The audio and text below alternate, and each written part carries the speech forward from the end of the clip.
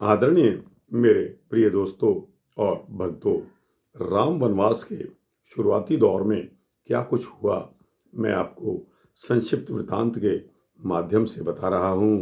दोस्तों, उम्मीद करता हूँ कि यह वृतांत आपको पसंद आएगा। दोस्तों, जब वन के लिए तैयारी पूरी हो गई, तीनों प्राणियों ने राजसी वस्त्र त्याग कर भगवा वस्त्र धारण कर लिए और अयोध्या को त्याग दिया। मंत्री सुमंत अयोध्या से बाहर तक उनके साथ आए। बीच भाग में उन्हें रोक कर कहने लगे कि हे कुमार राम, तुम अयोध्या को वापस चलो, तुम वन को प्रस्थान मत करो। मैं तो महाराज की आज्ञा व निर्देश आपको वन के मार्ग में दिखाने के लिए मात्र के लिए आया हूँ। इस पर राम ने कहा कि मंत्रीवर, संसार में वैदिक साहित्य में मर्यादा का अपना महत्व होता है।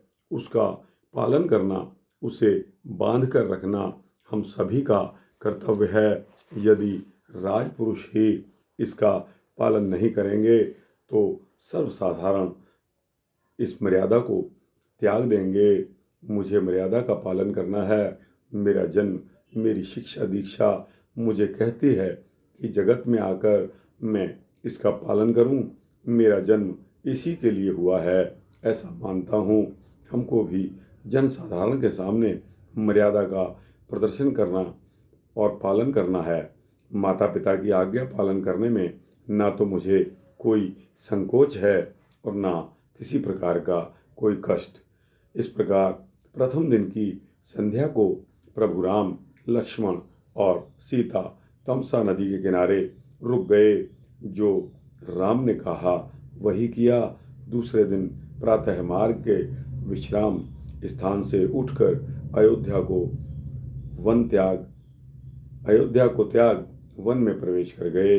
दोस्तों, इसके आगे का वृतांत आता है कि वन में विचरते हुए वे निषाद राज के यहाँ पहुँचे। उनके राज्य में आगमन के समाचार को पाकर निषाद राज उनसे वन में भेंट करने पहुँचे तथा औपचारिक कुशल क्षेम के पश्चात निषाद राज ने प्रश्न किया कि महाराज, आपको तो राज तिलक होने जा रहा था, आपने वन में आना क्यों स्वीकार किया? राम ने कहा कि हे निषाद राज, मानव का सबसे प्रथम कर्तव्य है अपना धर्म का पालन।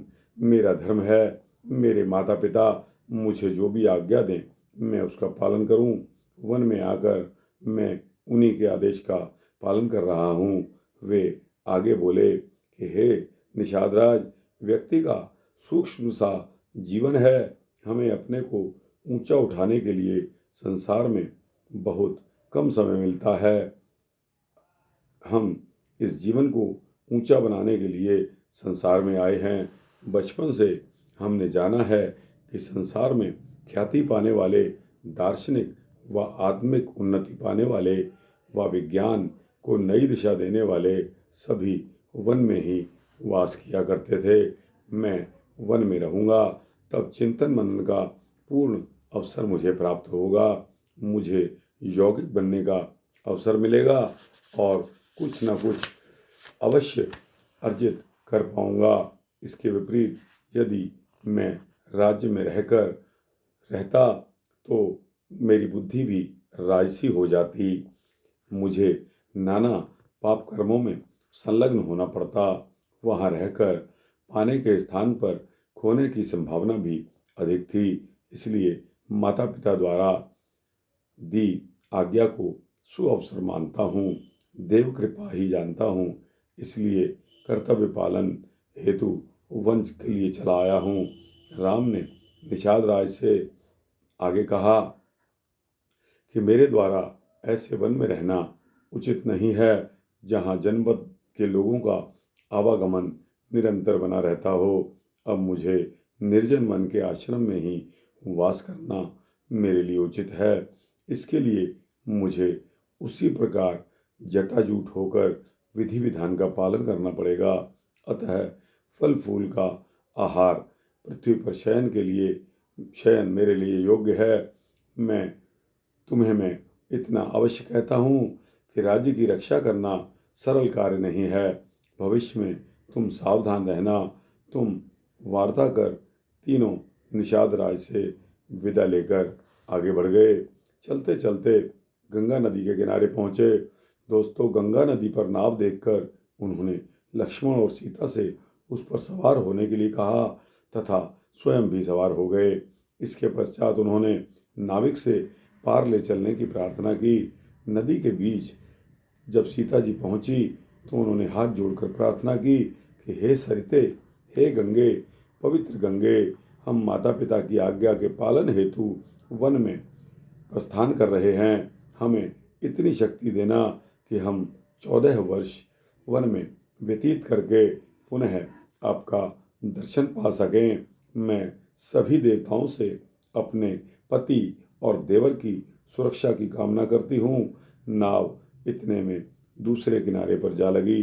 तीनों नीचे उतरे और सुरक्षा की दृष्टि से राम आगे, उनके पीछे सीता तथा उनके पीछे लक्ष्मण रहते हुए उन्होंने वन में प्रवेश किया। शाम होने पर उन्होंने एक विशाल वृक्ष के नीचे आश्रय लिया।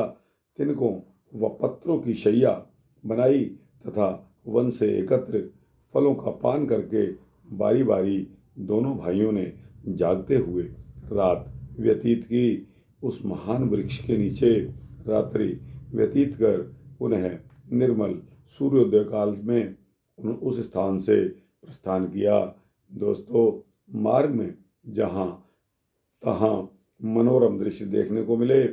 गंगा यमुना का संगम संगम की ओर बढ़ने लगे। समय गुजरता गया।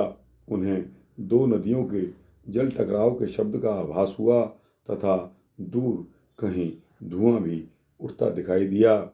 इससे उन्हें अनुमान हुआ कि यहीं कहीं पास में किसी ऋषि का आश्रम है। इस प्रकार बातचीत करते हुए तीनों सूर्यास्त होते होते गंगा यमुना के संगम के समीप महर्षि भारद्वाज के आश्रम पर जा पहुँचे। वहाँ पहुंचकर उन्होंने महर्षि के दर्शन की इच्छा प्रकट की। उनके शिष्यों ने महर्षि के स्थान पर उनको ले गए। उन्हें देखते ही लक्ष्मण, सीता, राम ने उनकी चरण वंदना की। महर्षि उनसे अत्यंत हर्ष व अपनत्व से मिले। दोस्तों, यह शुरुआती दौर उनके वन गमन का था। दोस्तों, यह सूक्ष्म वृत्तांत आपको कैसा लगा? इस वन गमन के कुछ वृत्तांत भागों में मैं आपके सम्मुख रखूँगा।